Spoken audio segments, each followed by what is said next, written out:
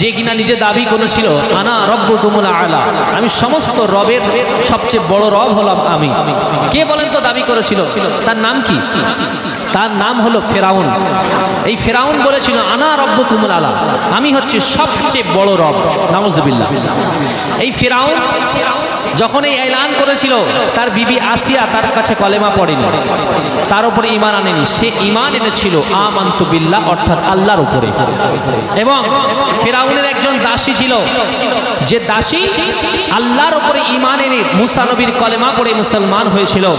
যখন ফেরাউন এই সংবাদ জানতে পারলো, সেই দাসীর সঙ্গে কি করেছিল, ঘটনামূলক কালাম ছোট্ট করে কবি লিখছেন, শুনুন।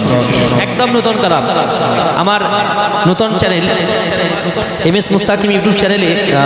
এটা মনে হয় সেকেন্ড লাস্ট গজল, অর্থাৎ প্রথম একদম রিসেন্ট যেটা আপলোড হয়েছে তার আগের গজল, অর্থাৎ 10-15 দিন আগে আপলোড করা হয়েছে। ইমানদারিনী একে রমণীর ঘটনা, ইমানদারিনী একে রমণীর ঘটনা, খোদার প্রেমে কেমন ছিল, খোদার প্রেমে কেমন ছিল সে ফানা, ইমানদারিনী একে রমণীর ঘটনা, ইমানদারিনী একে রমণীর ঘটনা।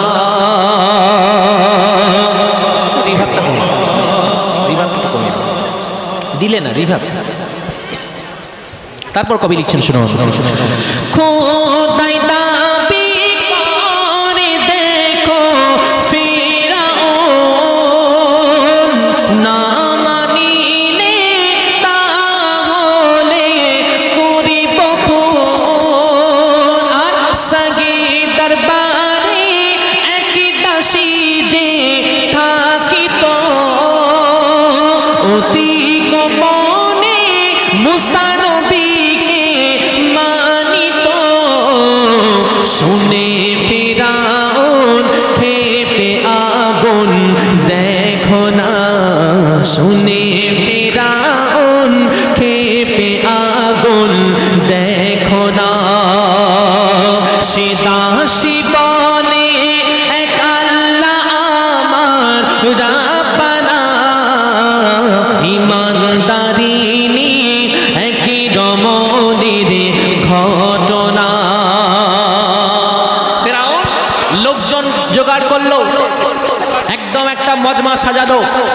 সেখানে কি করলো, একটা তার রাজ দরবারের মাঝখানে কি করলো, একটা বড় কড়াই তেল জ্বালালো, আগুন জ্বালিয়ে তেল ফুটালো। এখানে রান্না বান্না হয়, যখন দেখবেন বড় বড় জায়গাতে রান্না হয়, যখন ইজতেমাই কোনো ব্যবস্থা হয়, 200-500 লোক খাওয়ার ব্যবস্থা হয়, বড় বড় বিরিয়ানি হাঁড়িতে হয় না রান্না। এই বাড়িতে আমাদের